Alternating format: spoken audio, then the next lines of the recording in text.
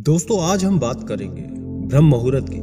जैसे ही आप जागते हैं तो बेड पर लेटे लेटे या बैठकर आप 3 बार अपनी किसी भी इच्छा को बोलते हैं तो वो उसी समय पूरी हो जाती है। उसे फिर समय नहीं लगता। तो उसे कैसे करते हैं जिससे आपकी कोई भी इच्छा, चाहे वो भौतिक इच्छा हो या रिलेशनशिप से जुड़ी हुई कोई भी इच्छा क्यों ना हो, या अन्य कोई भी दुनिया में जो भी आपकी इच्छा हो या आपकी आध्यात्मिक इच्छा हो, कोई भी इच्छा क्यों ना हो, वो सब पूरी हो जाएगी अगर आप ब्रह्म मुहूर्त में बैठकर एक बार बोलेंगे। तो इस पूरी जानकारी को जानने के लिए वीडियो में अंत तक बने रहे ताकि आप भी इसका रहस्य जान सकें। और उससे पहले छोटी सी रिक्वेस्ट, चैनल पर पहली बार आए हैं तो चैनल को सब्सक्राइब करना ना भूलें, वीडियो को लाइक करें, ज्यादा से ज्यादा लोगों तक शेयर करें ताकि सभी का कल्याण हो सके, और कमेंट में नमो बुद्धाय लिखकर ही इस वीडियो की शुरुआत करें। सबसे पहले हम ब्रह्म मुहूर्त का समय जान लेते हैं। वैसे तो ब्रह्म मुहूर्त का समय 3 से 5 का होता है, लेकिन आप फिर भी 3:36 से ये उपाय करना शुरू कर सकते हैं और सुबह के 5:30 तक ये रहता है। अगर आप किसी और देश में रहते हैं और आपको इसका समय सही से पता नहीं चल पा रहा कि कौन सा समय ब्रह्म मुहूर्त का है, तो आप खुद देख लें कि आपका कौन से समय आपके यहाँ पर सूर्य निकलता है, उससे 1.5 से 2 घंटे पहले का समय ब्रह्म मुहूर्त कहलाता है। तो आप किसी भी देश में क्यों ना हो, इस तरह आप पता लगा सकते हैं कि आपके यहाँ ब्रह्म मुहूर्त कब होता है। उसके बाद यदि आप इस तरह से बैठ करके कुछ क्रिया को करते हैं जो हम आपको बताएंगे, तो आप हर तरह के सुख सुविधा और अध्यात्म की सभी चीजों को पा सकते हैं। दोस्तों, हर व्यक्ति के जीवन में किसी न किसी चीज की कमी जरूर रहती है। किसी को पढ़कर आगे बढ़ने की, किसी को सरकारी जॉब लगने की, किसी को प्राइवेट जॉब लगने की, किसी को MNC में अपना करियर शुरू करने की, तो किसी को अपना व्यापार शुरू करना है, किसी को और ज्यादा बेहतर अपॉर्चुनिटी चाहिए, किसी को आगे बढ़ने की अपॉर्चुनिटी चाहिए, किसी को शादी करनी है। ऐसी कई सारे कर्ज वाले लोग भी हैं जो उन्हें चाहिए कि वो कर्ज से मुक्ति पा लें, लेकिन वो सबसे वंचित होने के कारण असंतुष्ट रहते हैं। किसी को धार्मिक अध्यात्म में आगे बढ़ना है, वो उससे आगे बढ़ना चाहते हैं, परमात्मा से एक होना चाहते हैं। हर किसी की कोई ना कोई इच्छा है। तो ये ब्रह्म मुहूर्त का ऐसा समय होता है जिस समय सभी देवी देवता विचरण कर रहे होते हैं, सभी जगह उनकी ऊर्जा व्याप्त होती है। तो उस समय जो सरस्वती माता है वो भी विद्यमान होती है। सभी जगह उस समय आप हर ध्यान भजन करके इस तरह से अपनी हर विश को मांगते हैं तो आपकी इच्छा पूरी होती है। हमारे जो पूर्वज थे, माता पिता थे, दादा दादी, नाना नानी या हमारे और भी पुराने ऋषि मुनि जो थे, वो ब्रह्म मुहूर्त में ही उठते थे। उन्हें उस समय का बिल्कुल ठीक तरीके से ज्ञात था कि ये ही वो समय होता है जो प्रेम के लिए होता है, जो हर तरह के शारीरिक, भौतिक, आध्यात्मिक हर इच्छा को पूर्ण करने में सक्षम है। तो इस समय वो अलग अलग जो इच्छाएं होती हैं वो उस समय उठकर उसी को फॉलो करते थे। और आज भी आप देखते होंगे कि जब व्यक्ति बहुत ज़्यादा बीमार होते हैं तो डॉक्टर ये सलाह देते हैं कि सुबह जल्दी उठकर सैर करना चाहिए, BP, मोटापा सब कम होगा, इसलिए वो सैर करने की सलाह देते हैं। सैर करने का एक मुख्य उद्देश्य होता है कि जब आप सुबह सुबह उठते हैं तो एक पॉजिटिव ऊर्जा होती है जो उस समय वातावरण में होती है, और जब आप सुबह जल्दी उठकर उस एनर्जी को महसूस करते हैं, उस ऊर्जा को भीतर लेते हैं, तो ऐसे ही आपकी कई सारी बीमारियां दूर हो जाती है। शरीर आपका फिट रहता है, आपके शरीर में ऊर्जा विद्यमान रहती है, जिससे इस समय में आपकी चेतना का लेवल हाई रहता है। तो अगर आप भारत में रहते हैं तो आपको 3:36 से ब्रह्म मुहूर्त शुरू हो जाता है और ये सुबह 5:30 बजे तक रहता है। आपको इस समय के बीच में उठ जाना है। आप चाहे तो बिस्तर में ही उठकर ध्यान के लिए बैठ जाएं, या आप चाहे तो कहीं और भी ध्यान करने के लिए एक जगह बैठ सकते हैं। जहां आपको ठीक लगे उस कमरे में आपको बैठ जाना है। अब वहां आपको करना क्या है, धीमी धीमी सांसें लेनी है। ना तो तेज होनी चाहिए ना ही बिल्कुल कम, बिल्कुल हल्की सी सांस आपको लेनी है और उसे छोड़ देना है। आपको एकदम शांति का अनुभव होना चाहिए। जानबूझकर उसे बदलने की कोशिश ना करें। जो करना है नाम जप करें, ध्यान करें, आपको इसी में करना है। आज्ञा चक्र पर ध्यान को केंद्रित करना है और सांसों को देखते देखते आपको नाम जप करना है। उसकी विधि भी हम आपको बता देंगे। जैसे ही आप इस समय उठते हैं, आपका शरीर तो ठीक रहेगा ही, ऊर्जावान भी बनेगा।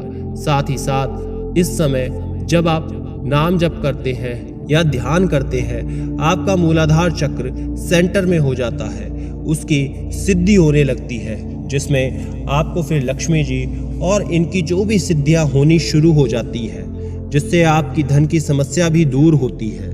आपका जो कर्ज है वो भी खत्म होता है।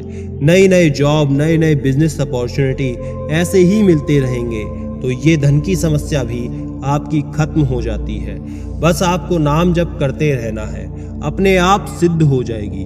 आपके भीतर सकारात्मक ऊर्जा प्रवेश करेगी। जहां भी आप जाया करेंगे वहां भी आपकी सकारात्मक ऊर्जा होने के कारण वातावरण एकदम पॉजिटिव हो जाएगा। जहां भी जाकर आप बैठेंगे वहां वो खुद भी फील करेंगे। और कोई दूसरा व्यक्ति है जो बीमार है तो उसके लिए भी आप इस समय का नाम जप करके एक जल को, पानी को ऊर्जावान करके उसे दवाई में बदल सकते हैं। उसे एनर्जिक वाटर बना करके यदि आप रोगी को पिलाते हैं तो उसे काफ़ी रिलीफ मिलता है, राहत मिलती है।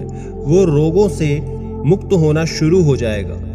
उसके लिए वो जब भी आपको ध्यान करना होगा जो हम आपको बताएंगे, और सामने एक गिलास पानी रख लें, कांच के गिलास में रखकर आप ध्यान करें। वहीं पर ध्यान करते करते वो ऊर्जा आपके चारों तरफ कॉस्मेटिक ऊर्जा फैलेगी, तो उस गिलास में, उस पानी में वो ऊर्जा पहुंच जाएगी। तो जो भी रोगी है तो उस चमत्कारी जल को जब आप देंगे, उसे आप पिलाएंगे, तो आप खुद पाएंगे कि जब पॉजिटिव ऊर्जा का जल उसके अंदर जाएगा तो वो ठीक होना शुरू हो जाएगा। जो नाम जप है इसे प्राण जप भी कहते हैं। ये जप, नाम जप, प्राण जप करते हुए इसके लिए आपका कोई विधि विधान नहीं होता। लेकिन अगर आप किसी मंत्र को सिद्ध करना चाहते हैं तो उसके लिए विधि विधान होता है।